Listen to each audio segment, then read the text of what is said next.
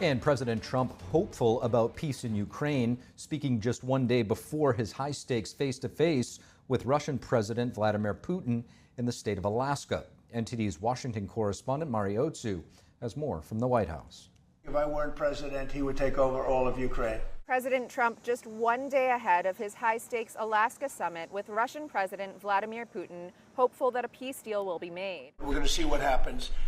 And I think President Putin will make peace. I think President Zelensky will make peace. We're going to save a lot of lives. President Trump will first sit down for a one-on-one meeting with President Putin at 11:30 Alaska time, 3:30 here on the East Coast. This will then be followed by talks in a delegation format, a working lunch, and a press conference. On Wednesday, President Trump promised very severe consequences on Russia if Putin doesn't end the war with Ukraine. There will be consequences. There will be, I don't have to say, there will be very severe consequences. President Trump earlier this month already hit India with steeper tariffs over their support of Russian oil. He said this morning that those secondary tariffs likely played a role in Putin agreeing to meet him.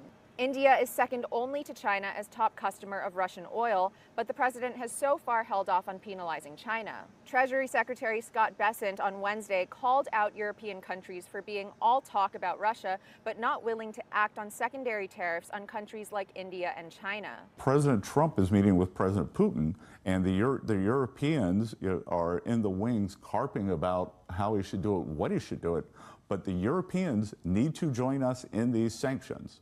The Europeans need to be willing to put on these secondary sanctions. President Trump also suggested that a goal of the Alaska summit is to secure a trilateral meeting with President Zelensky of Ukraine, floating 3 different locations and saying that they will potentially stay in Alaska. The second meeting is going to be very, very important. This meeting sets up, it's like a chess game. This meeting sets up the second meeting. Repeating that this war should not have happened in the first place, President Trump said that his primary goal for the summit is to save lives, not negotiate trade. As far as rare earth, that's very unimportant relative to, I'm trying to save lives.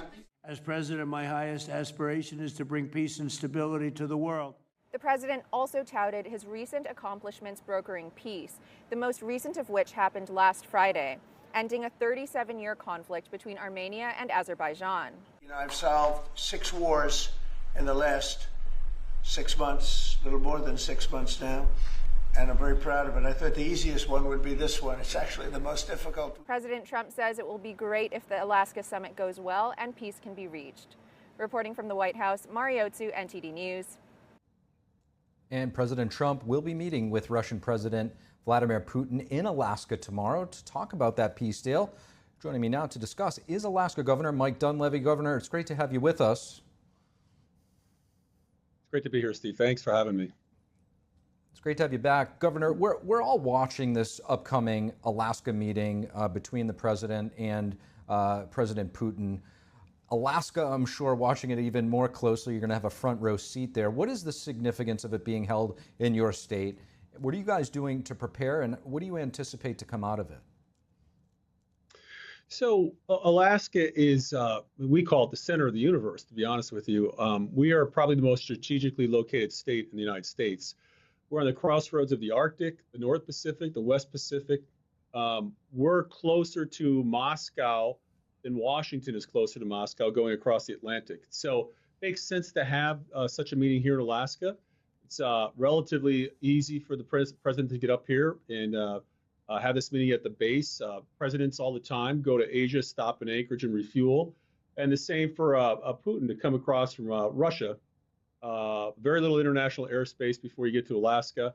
And then set down here at the military base at J-Bear. Have the meetings there. It's a secure environment. They got plenty of room there. Plenty of room not just for the meetings between these 2 presidents, but also their staff. And again, it's going to be very secure there. So for us to host it, you know, it's a special thing. We want to be part of something good and positive. We want to make sure that the accommodations work, the security works, and we hope that the president's able to at least begin the process, hopefully move it along to come to a just peace for the folks at war, just peace for the Ukraine, which would bring really, I think, a peace worldwide and an opportunity to have a new beginning, a new start. Governor Dunleavy, you recently wrote an op-ed on how Russia and China are trying to seize control of the Arctic. Tell us about that and what's really at stake in the Arctic. Well, you see more activity all the time. You see more joint activity between the Russians and the Chinese. Just a few years ago, the Chinese started to come up to the Bering Strait. We're about two and a half miles, Alaska is, from Russian territory. Little Diomede is American, it's an island. Big Diomede is Russian, and that's where your Bering Strait is. We've seen more activity with the Chinese. We've seen more joint activity with the Chinese and the Russians. And of course, we are under a North Korean missile umbrella here in Alaska as well. So we are the fort in a dangerous neighborhood, and always have been for some time. Our state came into existence in 1959 during the height of the Cold War. We are fortunate. We have a very robust military presence here in Alaska. F-22s, F-35s, largest Coast Guard presence in the United States, missile defense interceptors, communication bases, as well as a robust Army base at Fort Wainwright that can deploy troops pretty rapidly throughout the world, especially here in the Pacific. And so, again, having it here is special. Getting positive outcomes would be great for everyone, but Alaska is your strategic state. Alaska is your fort in North America, and we're in a dangerous neighborhood, but we know how to deal with some of these folks that also are close by. Yeah, you mentioned coming into existence in 1959. That came a deal between the United States and Russia, for some might say, based on Alaska's natural resources and rich environment there, that you guys, at least America, got the better end of that deal. As of 2024, Russia does operate 32 military bases in the region.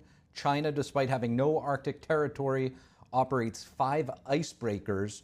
How would you say President Trump's recent executive order to restore America's maritime dominance and strengthen our stance in the region has impacted relations? And how do we prevent their plan from succeeding?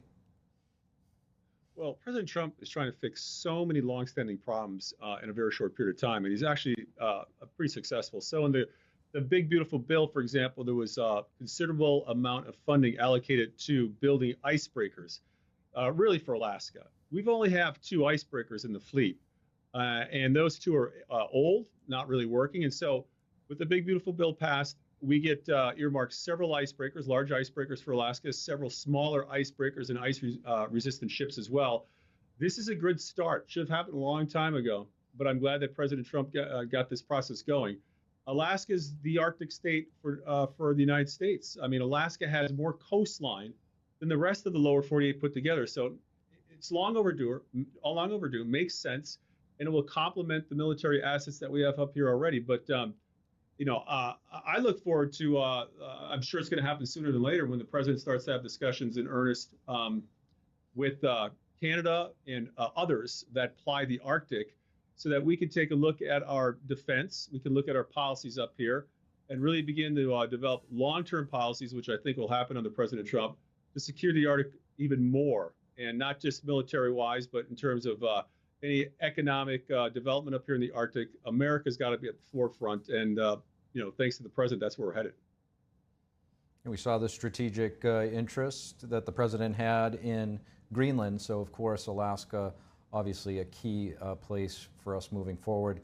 Alaska Governor Mike Dunleavy, really appreciate your insights, and thank you for joining us. 800 National Guard troops now in the nation's capital. That's according to the Pentagon. On Wednesday night, 45 arrests were made as Washington, D.C. entered its 3rd day with federal control of law enforcement. NTD correspondent Jason Blair has more. We will have crime under control very shortly in D.C. The Department of Defense says that all 800 Army and Air National Guard are on the ground in Washington, D.C. DoD Press Secretary Kingsley Wilson says that they are unarmed and serving in supportive roles. 45 people were arrested during the 2nd night of the federalization of Washington, D.C.'s police. White House Press Secretary Caroline Leavitt says that 19 agencies were involved. FBI Director Kash Patel says that out of the 45 arrests, 29 were immigration-related, 16 were tied to violent crime, and 3 firearms were seized. President Trump says policies have been restricting Washington's police. They have a lot of police but the police weren't allowed to do their job. We have a lot of great ones, and you have some that weren't so good, to be honest, but now they are allowed to do their job. Trump says that allegations of manipulated crime stats for D.C. are being looked into. They are under investigation right now. They are giving us phony crime stats, just like they gave other stats in the financial world. Trump also comments on D.C. Police Chief Pamela Smith allowing officers to contact ICE if they come across illegal immigrants, as well as transport illegal immigrants to federal facilities. That's a great step if they're doing that. Yeah, I think that's going to happen all over the country. We want to stop crime. There also have been people spotted protesting the increased presence of law enforcement. Attorney General Pam Bondi said on Thursday morning that the Department of Justice employee who hit a federal officer with a Subway sandwich has been let go. Charges for the man were announced on Wednesday. He thought it was funny. Well, he doesn't think it's funny today because we charged him with a felony, assault on a police officer. Reporting from Washington, D.C., Jason Blair, NTD News. A congressional map showdown underway. What happens in Texas and California may redefine next year's midterm elections in the second half of President Trump's current term. Texas sent shockwaves this summer when it revealed plans to redraw congressional districts, creating 5 new Republican majority districts. Today, California's Governor Gavin Newsom and several state officials sharing redistricting plans of their own. NTD's David Lamb reports. California officials and the governor are calling for a special election in November to redraw congressional maps to try to gain 5 more Democrat House seats in 2026. In Los Angeles County on Thursday, Governor Gavin Newsom and local leaders called the new effort the Election Rigging Response Act. They want to put a new ballot measure in front of California voters. But we're asking the voters for their consent to do midterm redistricting in 2026, 2028, and 2030 for the congressional maps to respond to what's happening in Texas. And we'll do so in a way that also affirms our desire as a state to level the playing field all across the United States.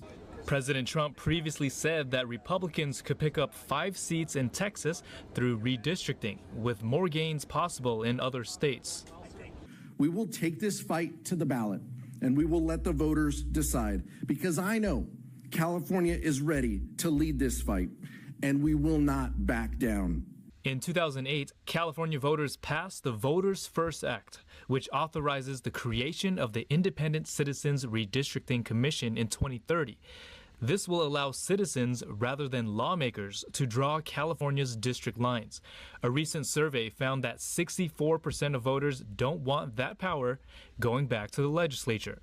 A San Diego County supervisor criticized Thursday's announcement as a political power grab, saying it could potentially cost taxpayers $150 million and overturn the will of the people. The Texas House Democrats just announced that they'll end a 2-week walkout and return to Texas under 2 conditions. If Texas Republicans end the special legislative session, and if California releases its own redistricting proposal. Both are expected to happen Friday. David Lamb, NTD News, California.